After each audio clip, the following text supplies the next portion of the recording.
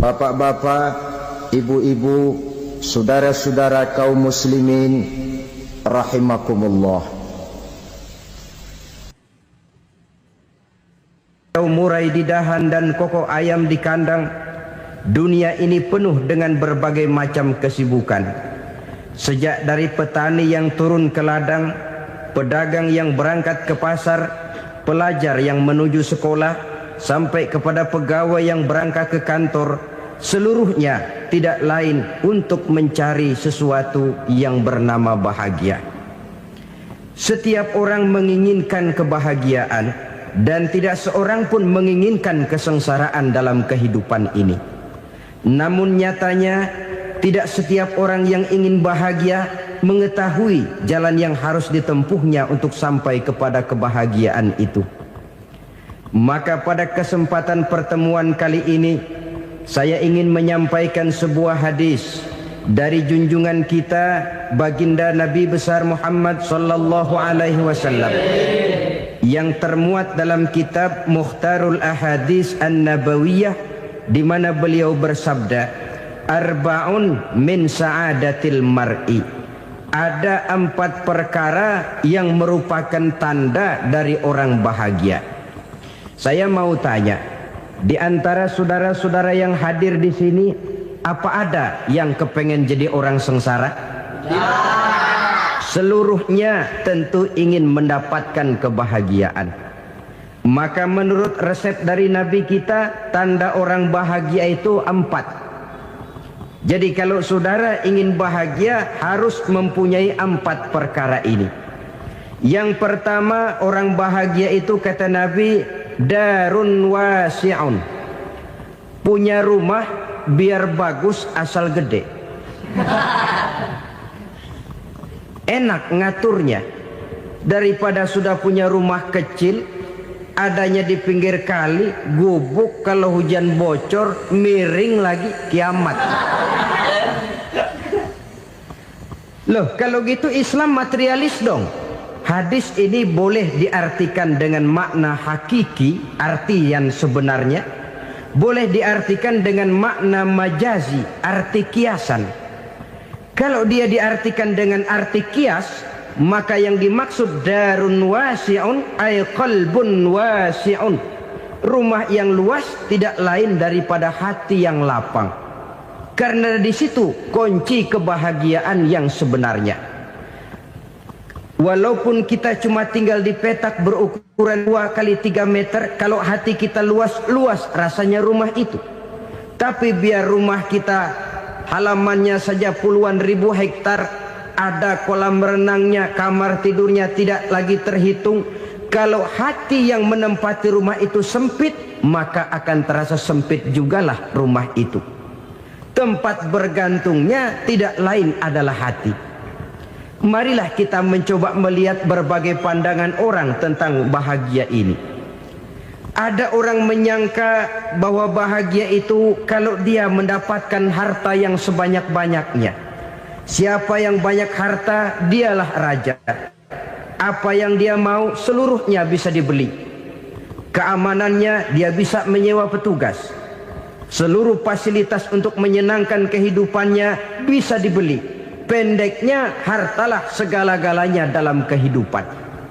Sampai ada pepatah mengatakan, innad darahima fil amakini kulliha taksur rijala mahabatan wa jalala.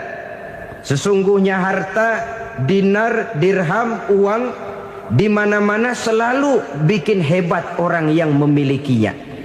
Coba lihat, orang yang punya duit sama yang enggak punya duit, jangan gaya hidupnya, gaya jalannya aja lain. Wahia lisanun liman arada fasahatan, wahia silahun liman arada qitala. Uang adalah senjata yang paling ampuh bagi orang yang mau pergi perang, dan lidah yang paling fasih bagi orang yang mau bicara. Kalau bicara dengan lidah macet, cobalah bicara dengan harta, lancar. Sampai ada pepatah demikian, segalanya bisa diatur dengan harta.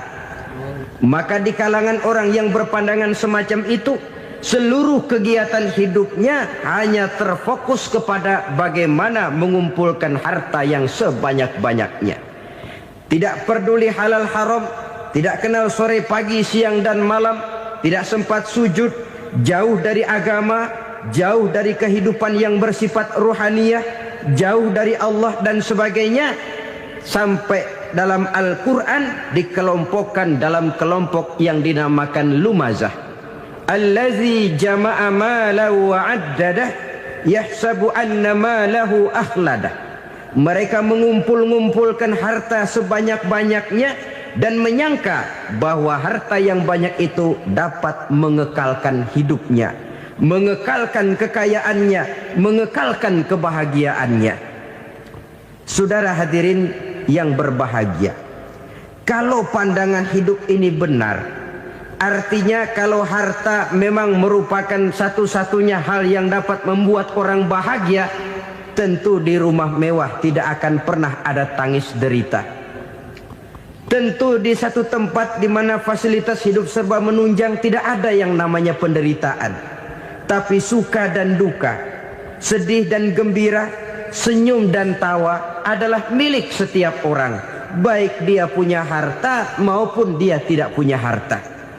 Nyatalah bahwa harta semata-mata bukan merupakan jaminan bahwa orang akan bahagia, walaupun tanpa harta orang sulit untuk bahagia. Saya mau cerita, ada orang super kaya, namanya Aristotle Onesius, raja tanker Yunani. Dia punya kapal tanker saja konon sampai 11 banyaknya. Punya perusahaan penerbangan yang disebut Olympic Airlines. Punya hotel di berbagai kota besar di dunia ini, sejak dari New York, London, Paris, Rome dan sebagainya.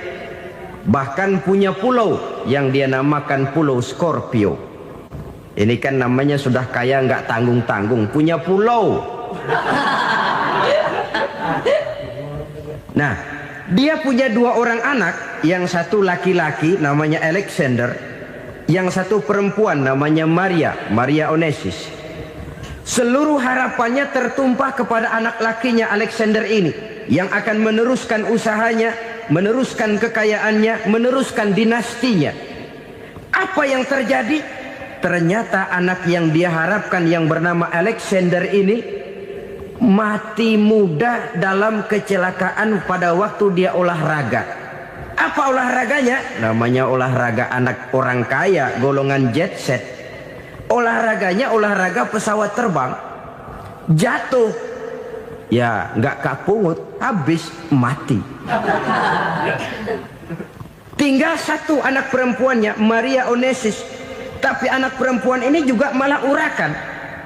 Terakhir dia pacaran, bahkan kemudian kawin sama orang Rusia. Rupanya Aristotle Onesius ini broken. Kekayaannya yang berlimpah ruah, perusahaannya yang begitu banyak, siapa yang akan meneruskan? Siapa yang akan menggantikan? Sampai kemudian dia mengurung diri di Pulau Scorpio dan mati di sana secara mengenaskan. Seorang multi jutawan, seorang yang super kaya, mati menyendiri di pulau sepi. Ibarat kata pepatah, anak ayam mati di lumbung. Bukan kekurangan makanan, keurugan makanan. Begitu kehidupan Aristotle Onesius. Dan banyak orang-orang yang sudah demikian kaya sampai dibingungkan oleh kekayaannya sendiri. Telusurilah kehidupan David Rockefeller misalnya, Henry Ford misalnya, Adnan Khashoggi misalnya. Multi jutawan yang kadang-kadang dibuat keder oleh kekayaannya sendiri. Pantas ketika Imam Ali ditawarkan orang, "Ya Ali, kalau kepadamu disuruh pilih ilmu atau harta, kau pilih mana?" Ya jelas pilih ilmu dong. Kenapa? Pertama, ilmu kalau kita berikan kepada orang lain tambah. Tapi harta kalau kita berikan kepada orang lain kurang. Saudara punya uang 10.000, dibagi orang 5.000, jelas uang saudara berkurang. Tapi saudara punya ilmu diberikan kepada orang lain bisa, saudara pun makin mantap. Tidak lantas jadi bodoh karena ngajarin orang.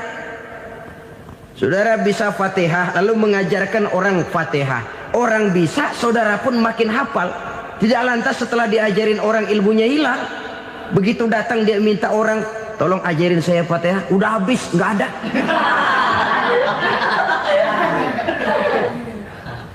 Yang kedua kata Imam Ali, ilmu menjaga kita. Kalau harta kita yang harus jaga. Makin banyak ilmu makin terpelihara diri seharusnya. Tetapi makin banyak harta makin bingung kita jaganya. Sampai kadang-kadang kalau perlu seluruh keliling rumah dipasangi alarm. Belum cukup disewakan anjing besar-besar, pasang di depan pintu, awas anjing galak. Masih belum cukup juga, cari centeng tukang-tukang kepruk jaga rumah. Masih terasa belum aman, padahal rumahnya dikelilingi tembok besar. Di balik tembok ada pintu-pintunya tebal. Di balik pintu itu terbuka masuk kamar, kamar pun ada pintunya, pintunya pun kuat. Masuk ke dalam kamar ada lemari, lemarinya pun pintunya kuat, dikunci, kuncinya pun kuat. Tapi terhadap seluruhnya yang timbul cuma sekedar was-was saja. Kesimpulannya sekali lagi, tanpa harta orang memang sulit untuk bahagia. Tapi harta semata-mata tidak merupakan jaminan orang akan bahagia. Dengan hati yang luas, itu modal utama untuk mencapai kebahagiaan hidup. Orang yang hatinya luas, saudara-saudara, punya hati yang lapang, melihat kenyataan hidup ini, dia bersyukur senantiasa kepada Allah. Lantas tidak timbul hasud dan iri hatinya. Oleh karena itu jiwanya selalu lapang. Kalau tidak, cupik hati namanya. Dangkal pandangan, tidak senang melihat orang lain dapat nikmat, dan itu sering dijadikan contoh. Kalau orang yang lapang dada, dia lihat tetangganya beli TV baru, dia berkata, alhamdulillah ya, tetangga kita beli TV, mudah-mudahan kita bisa ikut nonton. Lapang dadanya.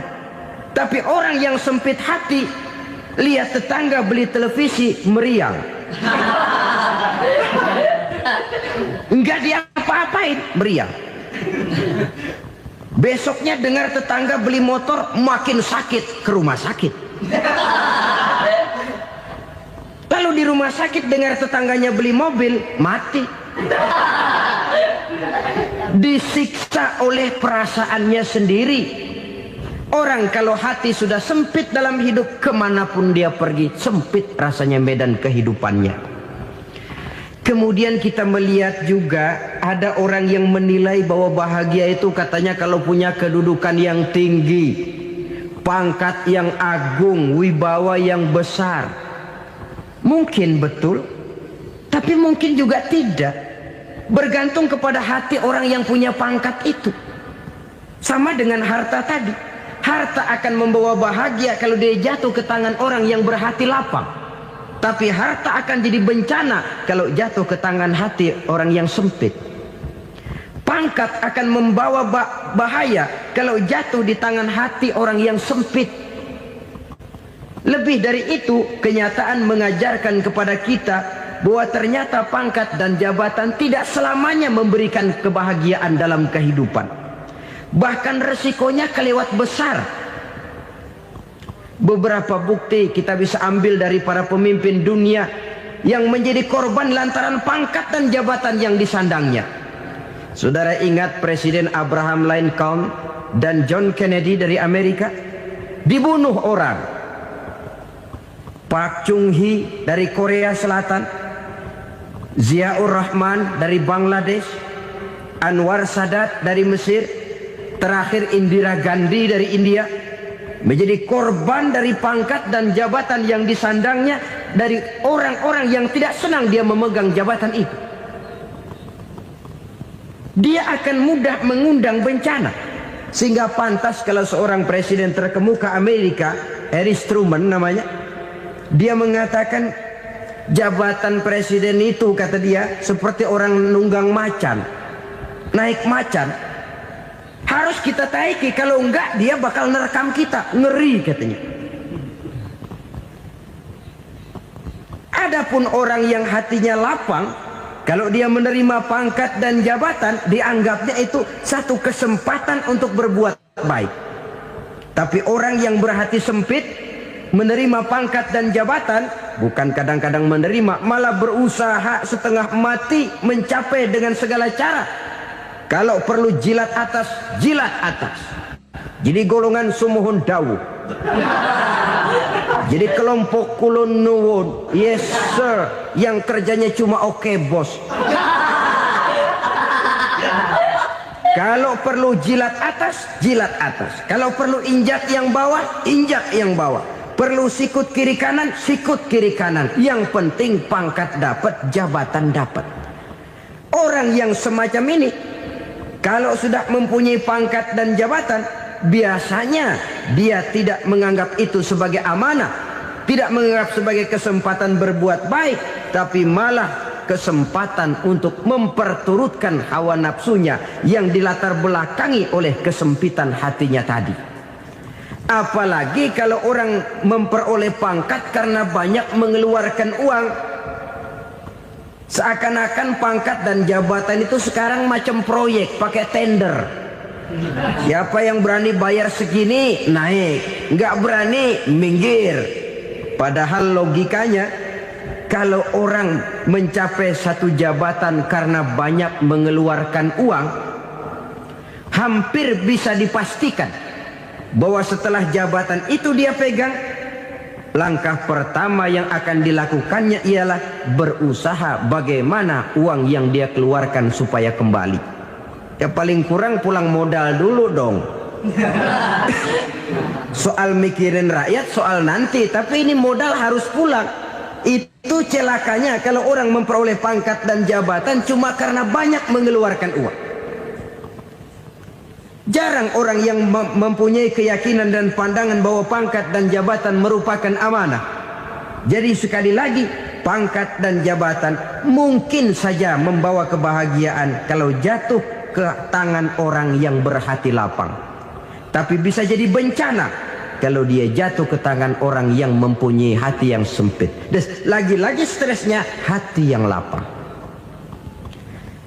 Lalu sebagian orang, saudara, ada yang berpandangan katanya bahagia itu kalau jadi orang terkenal, mempunyai popularitas, menjadi idola di kalangan remaja, di kalangan orang tua, di segala lapisan masyarakat. Padahal makin populer orang makin terikat dia. Ya kalau macam kita ini kan nggak punya nama, nggak populer, tengah malam buta mau nongkrong di warung Tegal aman. Tapi pangkat, jabatan, kedudukan, popularitas menyebabkan kita diikat dengan berbagai macam peraturan. Cuma mandi sama ke WC saja yang nggak dikawal.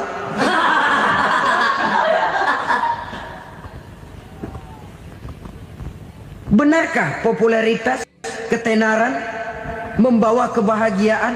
Mungkin. Ya, tapi mungkin juga tidak. Kenapa? Banyak orang-orang populer yang mengakhiri hidupnya secara tragis. Kita ambil beberapa nama. Di Amerika tahun 60-an ada bintang seksi paling terkenal yang dijuluki seks bom. Bom seks. Sampai sekarang jadi legenda, namanya Marilyn Monroe. Singkatan doublenya itu inisialnya MM, Marilyn Monroe. Terkenal, top, sampai dia mati tahun 62. Namanya sekarang masih saja dibicarakan orang. Kenapa dia bunuh diri? Tidak punya hartakah dia? Banyak. Kurang populerkah dia? Seluruh dunia mengenalnya. Sejak rakyat kecil sampai pejabat tinggi dia punya hubungan. Kenapa? Jenuh. Dia terlahir dalam keadaan yatim. Setelah itu tidak lama dia berangkat remaja, ibunya meninggal. Pindah dari wanita asuh ke wanita asuh sampai 12 orang ibu angkatnya. Dan kekecewaan yang paling parah, Setiap laki-laki yang dekat dengannya hanya seperti kapal berlabuh. Datang dan pergi silih berganti. Padahal dia merindukan seseorang yang bisa melindungi hidupnya. Dia rindukan itu dan dia tidak pernah menemukan. Itu yang akhirnya menyebabkan dia minum pil tidur kelewat dosis. Minum obat tidur kebanyakan. Ya tidur terus sampai sekarang.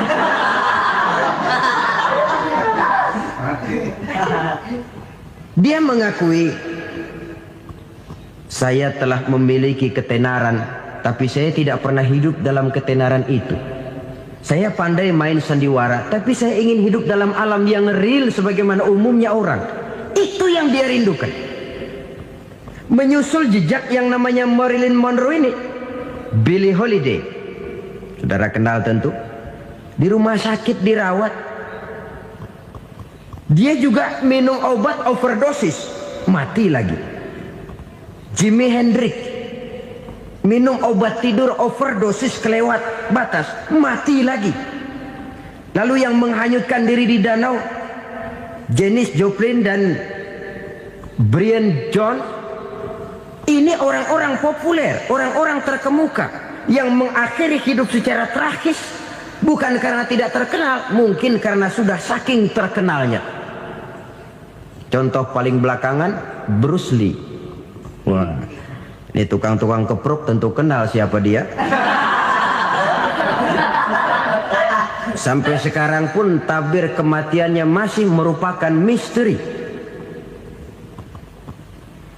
Dan yang masih hidup juga menunjukkan gejala yang aneh. Michael Jackson, rumahnya di Beverly Hills itu dijaga sedemikian rupa. Dan dia selalu curiga kepada setiap makanan. Harus steril, bersih dari segala macam kimia. Kemana dia pergi, itu tukang-tukang kepruk sudah selalu menjaga dan mengawal. Dan dia seakan takut menunjukkan mukanya yang asli. Hingga kalau tampil ke tengah di luar show, dia kadang memakai pakaian yang tidak menunjukkan dia yang sebenarnya. Takut dikenali orang. Ternyata popularitas sering jadi momok yang meracuni kehidupan manusia. Oleh karena itu, benarlah junjungan kita pada saat beliau mengajarkan orang akan bahagia kalau dia mempunyai hati yang lapang. Nah, sekarang masalahnya untuk mendapatkan hati yang lapang caranya bagaimana? Kita kembali kepada konsep Quran. Allah mengajarkan, ala inna bi dzikrillahi tatmainnul qulub. Ketahuilah bahwa dengan banyak mengingat Allah, hati akan tenang, jiwa akan lapang.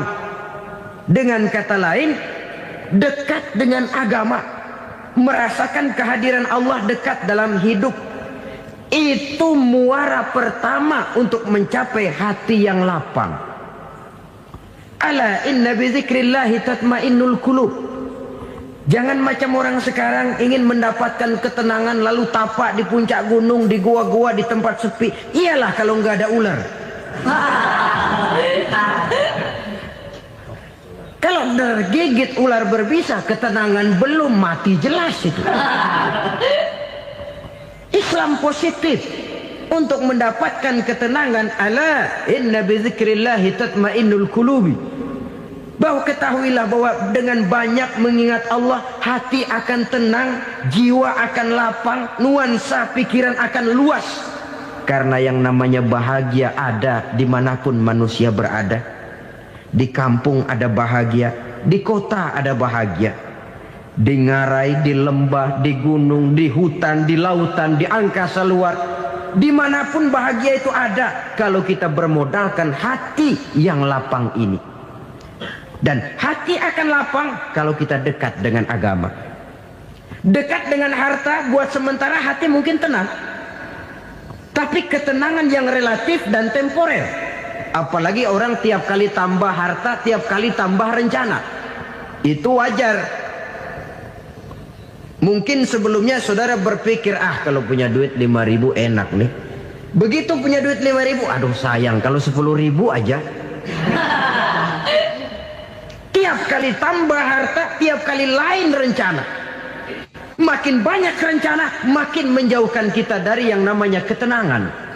Padahal ketenangan merupakan unsur utama untuk mencapai bahagia. Dan ketenangan itu bermuara dalam hati manusia.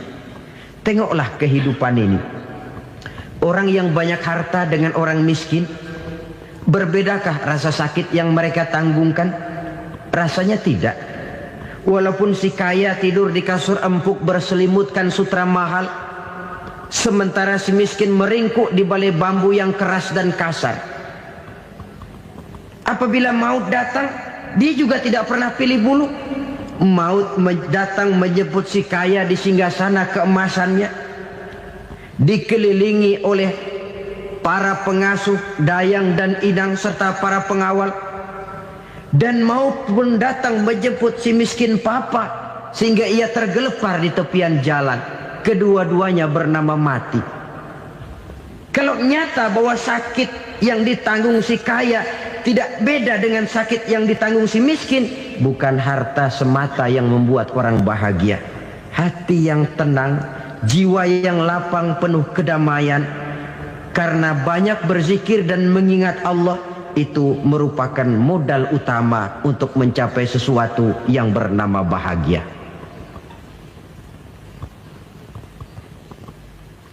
Saudara hadirin yang saya hormati, inilah yang pertama dari 4 ciri yang digambarkan oleh Nabi tentang tanda-tanda orang bahagia. Dan harus berangkat dari yang pertama ini, hati yang lapang.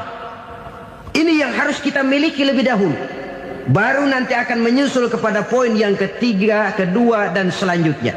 Sebab kalau hati sudah terisi dengan jiwa yang lapang, seluruh persoalan insya Allah akan bisa kita atasi dengan sebagaimana mestinya.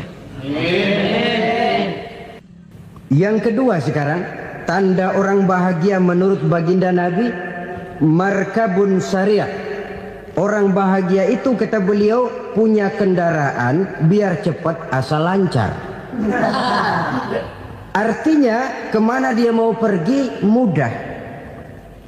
Apa maksud hadis ini? Kalau kita kaji lebih dalam, kendaraan itu kan alat transportasi.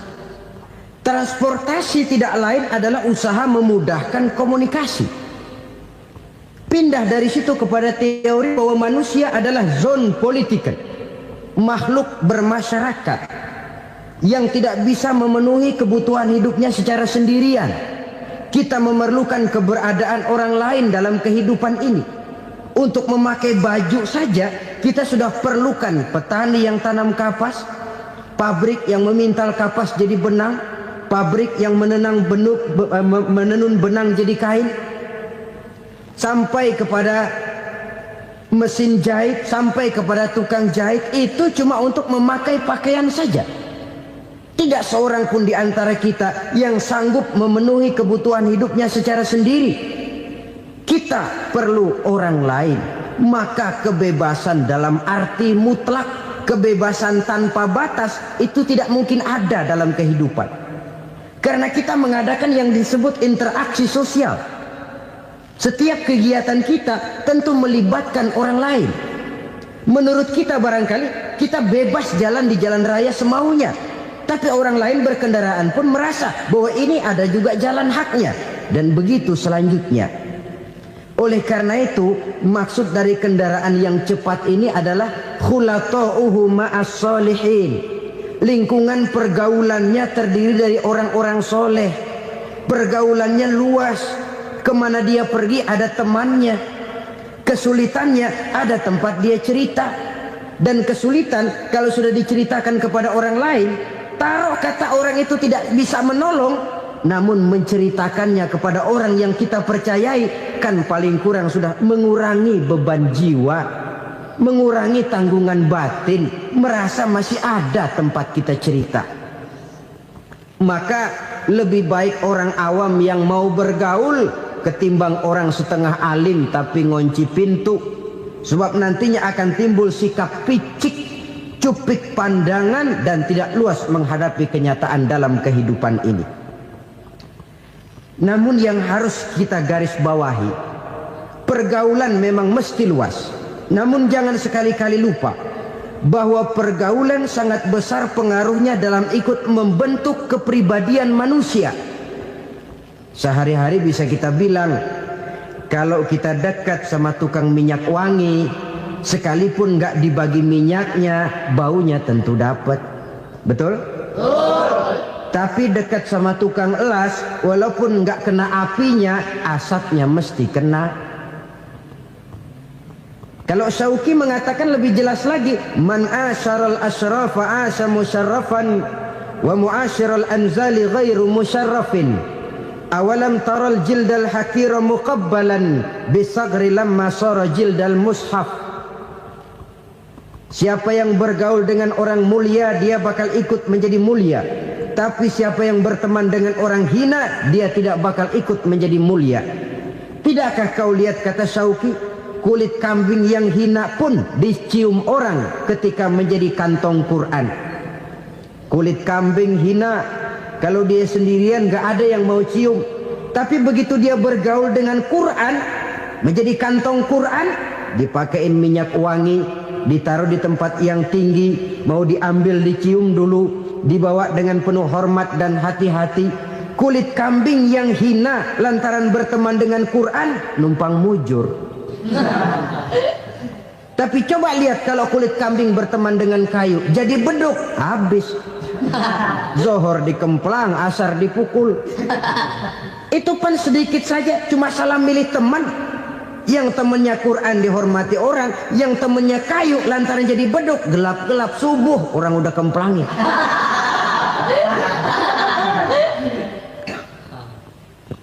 Maka terutama kepada adik-adik remaja yang masih mencari identitas diri, yang ibarat kaset masih kaset kosong, mudah diisi oleh apapun, pandai-pandailah memilih teman dalam bergaul.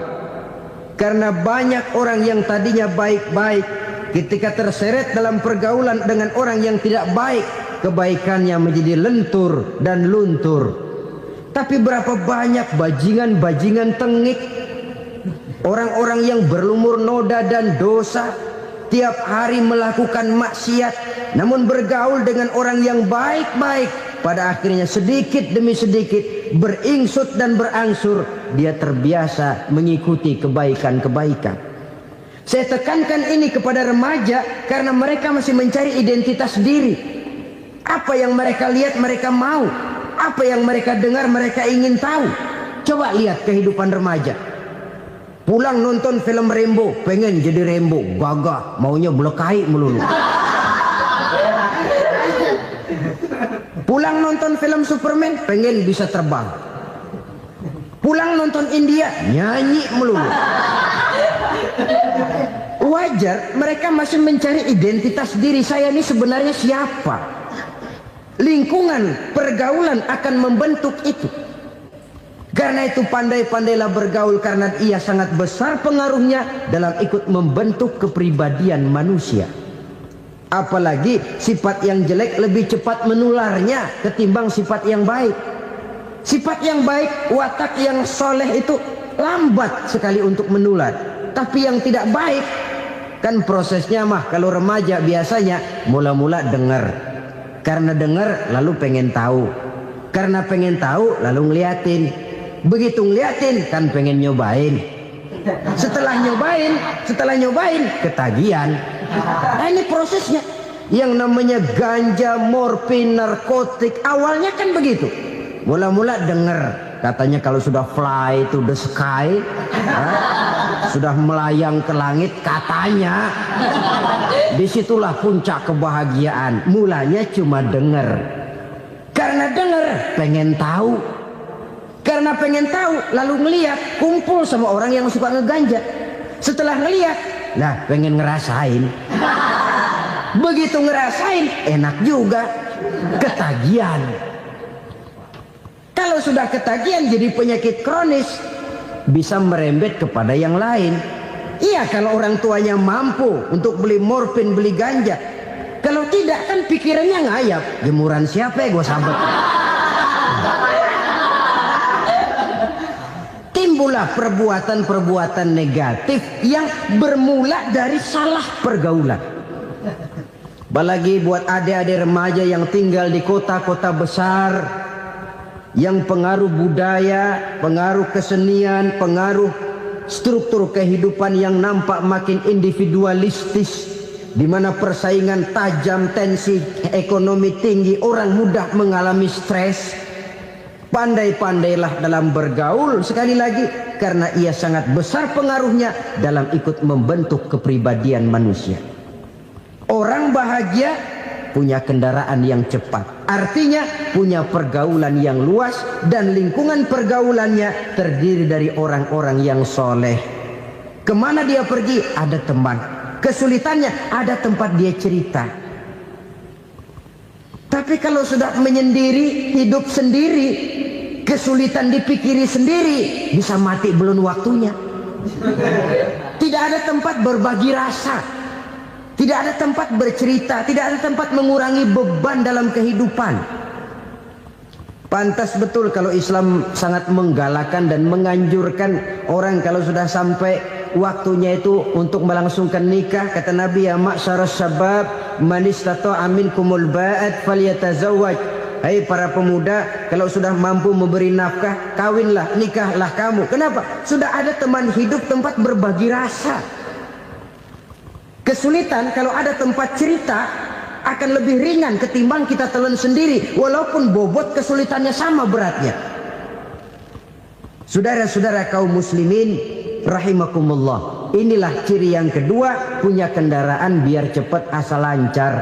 Kemana kita mau pergi gampang. Dengan kata lain, setelah hati yang luas, pergaulan yang luas. Dua. Yang ketiga sekarang, tanda orang bahagia itu menurut Nabi, misbahun mudhi'un, punya lampu yang terang. Oh, itu enggak problem. Sekarang sudah zamannya listrik masuk desa, Pak. Lampu sudah terang semua. Betul, kalau itu yang dimaksud. Tapi tidak cuma itu. Karena lampu yang dimaksud di sini, lampu yang akan menerangi seluruh perjalanan hidup. Dan perjalanan hidup itu sudah dimulai sejak kita terlahir ke alam ini, sampai masuk ke alam barzakh, kumpul di padang mahsyar, sampai ke akhirat. Lampu yang menerangi itu yang diperlukan. Kalau lampu, katakanlah yang paling top sekarang kan lampu jenis Mercury. Taruhlah itu di rumah kita, dia cuma menerangi rumah kita, menerangi hati pun tidak sanggup.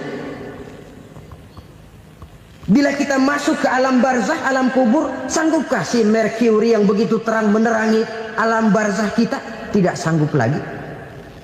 Sanggupkah lampu yang ratusan watt, bahkan puluhan ribu watt menerangi kehidupan di padang mahsyar? Tidak akan sanggup lagi. Kalau demikian, yang dimaksud lampu yang terang di sini apa? Tidak lain amal soleh, kebajikan yang kita lakukan dalam hidup. Itu yang akan jadi lampu penerang. Di dunia nama kita akan terang. Jasad kita boleh hancur terkubur tanah, tapi nama kita akan dikenang orang. Begitulah kalau orang meninggalkan kebajikan dalam hidup seperti sekarang. Ribuan orang tiap saat berziarah ke kubur Imam Syafi'i, ke kubur Imam Malik, ke kubur Imam Ghazali, ke kubur orang yang baik-baik, orang yang soleh-soleh. Kebajikannya yang ditinggalkan, yang mengukir namanya dengan tinta emas. Sehingga saudara sudah terbaring di alam kubur, orang lewat, Allah, ini kuburannya Fulan bin Fulan, dulu ini kebaikannya Masya Allah, saya ikut merasakan. Mari kita mampir sebentar, kita Fatihah. Mohon disampaikan Allah pahalanya kepada almarhum. Al-Fatihah. Itu kalau orang baik-baik. Lalu saudara tanya, Pak, orang mati dikirimin Fatihah apa nyampe pahalanya? Saya jawab, kalau saudara nggak percaya, mati dulu dah.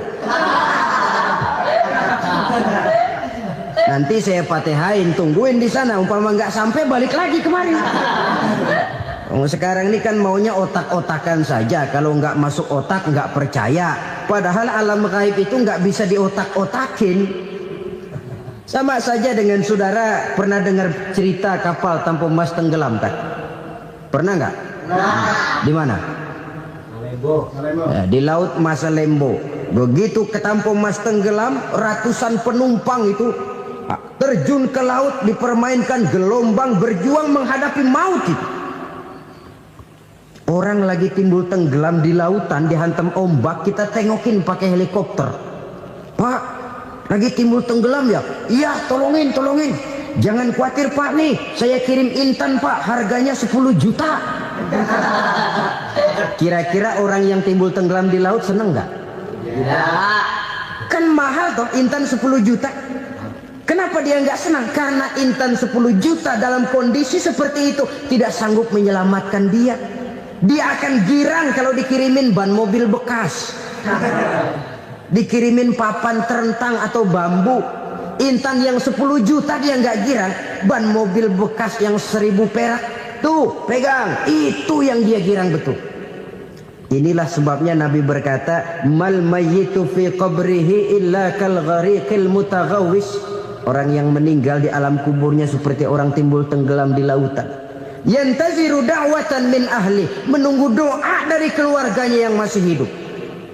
Duh, bapak saya sudah meninggal, saya sayang benar sama dia. Kirimin kulkas ke kuburannya Itu sama saja dengan tadi orang tenggelam di lautan dikirimi intan yang harganya 10 juta, ndak sampai. Begitulah kalau kebajikan yang kita tinggalkan dalam hidup, sudah mati pun kubur kita masih diziarahi orang. Tapi kalau jahat yang kita tinggalkan, boro-boro lah orang mau doa lewat dekat kuburan kita juga serem. Tuh bajingan dulu mati dipendem di situ tuh.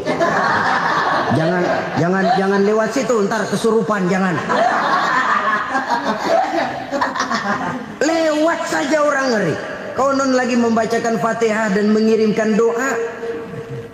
Hidup pada hakikatnya adalah kesempatan untuk berbuat baik. Maka sekali kesempatan itu diberikan, manfaatkan dengan sebaiknya. Sebab kesempatan kedua tidak akan pernah ada. Kesempatan berbuat baik di sini, di akhirat sudah pembalasan namanya. Sekali kesempatan itu dicabut, dia tidak akan pernah dikembalikan lagi.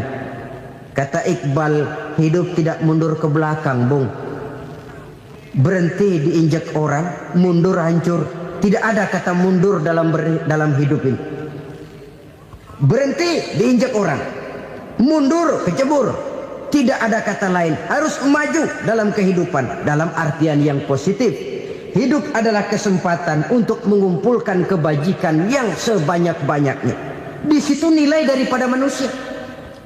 Sekarang ini memang nggak kelihatan kok, orang yang banyak pahala sama yang banyak dosa nggak kelihatan kok. Barangkali kalau habis bikin dosa palanya pada benjol, mungkin orang takut sama dosa. Tapi sekarang sama saja, orang yang banyak dosa dengan yang nggak banyak dosa jalan bareng dari belakang, sama, nggak kelihatan beda. Tapi ada waktunya di mana pahala memegang peranan, di mana dosa diperlihatkan. Sama saja kalau kita bawa mobil siang, lampu kan nggak begitu berfungsi. Apa lalu bilang, alah ini lampu berat-beratin, copot-copotin aja dah. Tidak perlu begitu. Kenapa? Pada suatu saat malam senja akan datang. Bila matahari terbenam, senja pun datang, gelap mulai merayap, disitulah baru terasa perlunya lampu. Pahala begitu. Sekarang orang yang nggak ada pahalanya nggak kelihatan dalam kehidupan. Tapi pada suatu saat senja kehidupan akan datang. Ajal merenggut nyawa, malam merayap, dan hidup mulai diliputi kegelapan di alam barzakh. Dikala itu kalau nggak punya lampu, alangkah malangnya kita. Sebab amal yang baik, kata Nabi, di alam barzakh itu akan diciptakan menjadi perempuan yang cantik menemani kita. Amal yang jahat akan menjadi orang yang paling jelek nemenin kita. Sudah di tempat gelap yang nemenin jelek.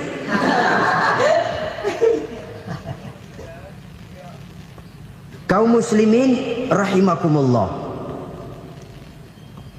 Kalau demikian masalahnya, tergantunglah kita pandai memanfaatkan waktu. Al-waktu kasayf, waktu itu cepat sekali. Yang namanya waktu itu tahu-tahu.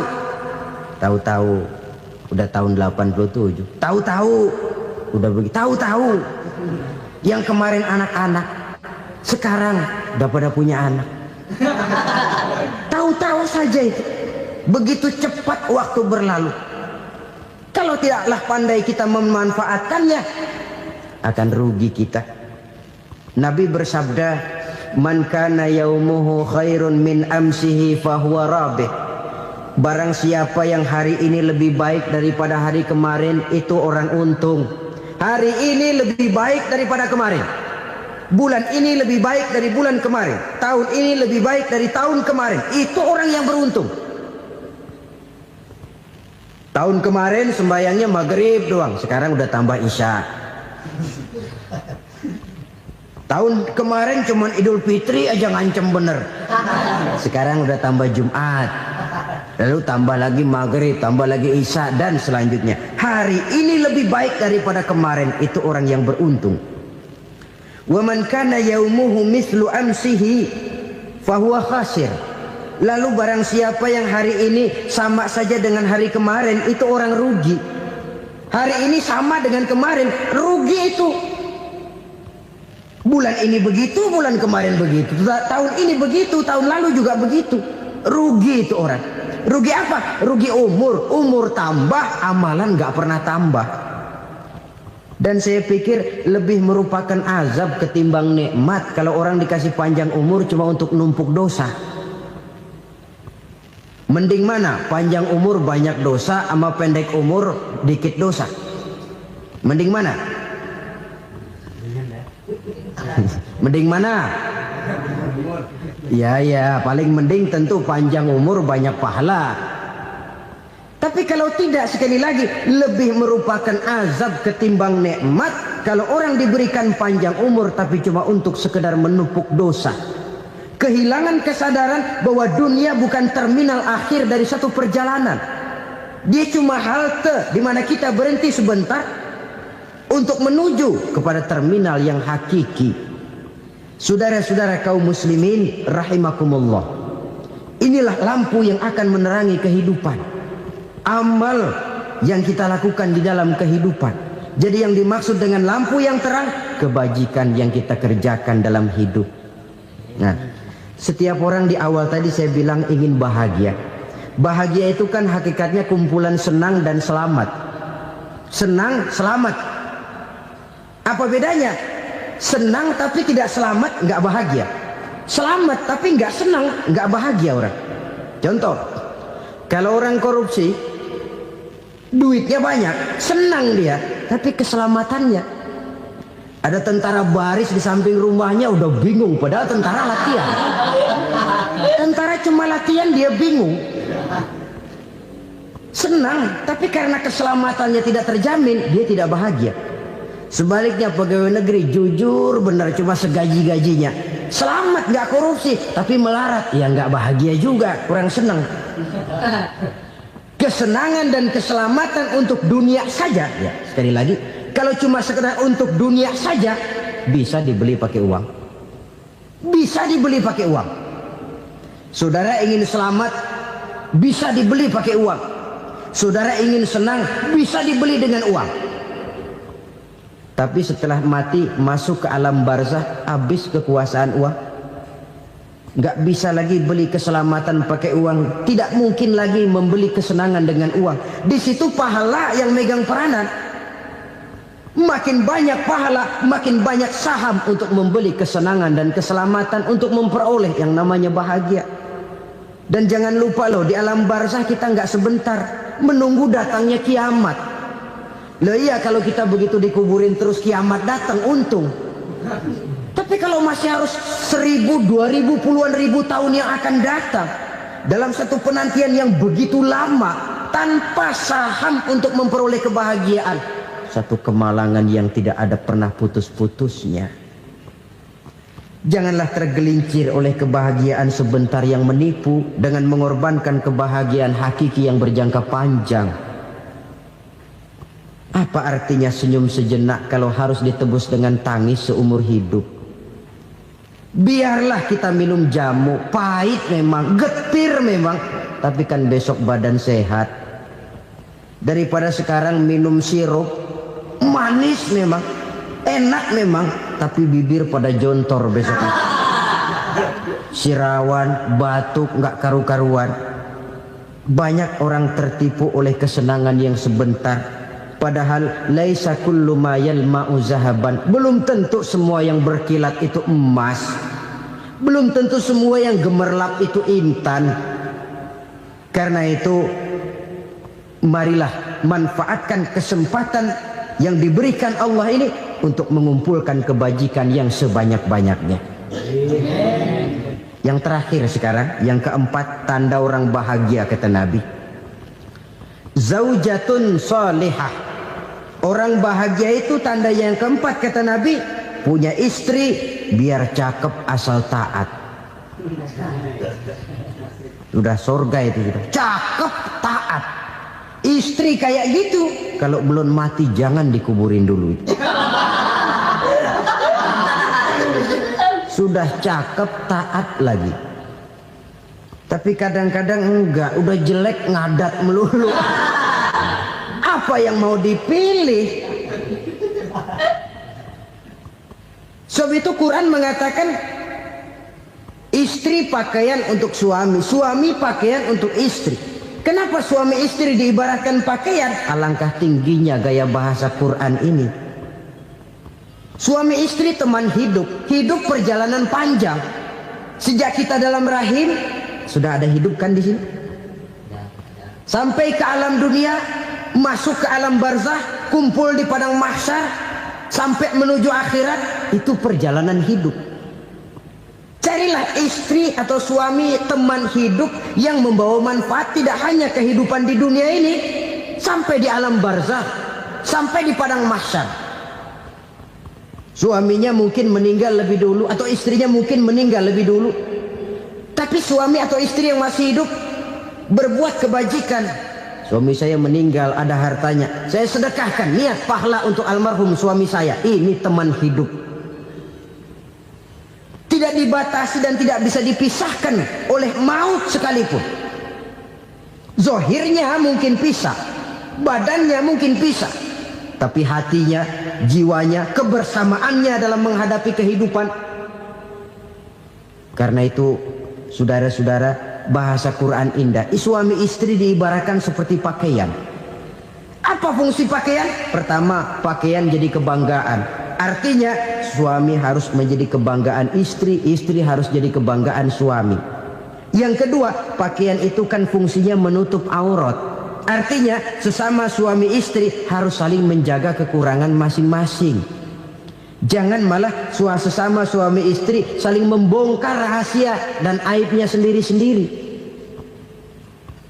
Istrinya diceritain jeleknya di mana-mana, atau suaminya dibongkar rahasianya di pasar umum. Itu sudah tidak lagi berfungsi sebagai pakaian. Kenapa semua ini diperlukan? Karena kita menyadari bangsa yang baik terdiri dari masyarakat yang baik. Masyarakat yang baik merupakan susunan dari warga yang baik. Warga yang baik adalah terdiri dari rumah tangga yang baik. Dan rumah tangga yang baik merupakan susunan dari pribadi yang baik. Dari situ langkah dimulai. Membangun satu bangsa yang baik diawali dengan membangun rumah tangga yang baik, dengan menciptakan pribadi-pribadi yang baik. Sehingga dari sini diharapkan berkembanglah nilai-nilai kebaikan.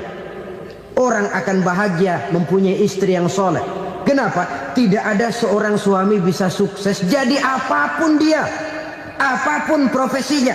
Dokterkah, kiaikah, mubalikah, petanikah, pengusahakah, pejabat tinggikah, tidak ada seorang suami yang bisa sukses tanpa peran serta istrinya. Walaupun memang peranan itu tidak begitu kelihatan, tapi sangat menentukan.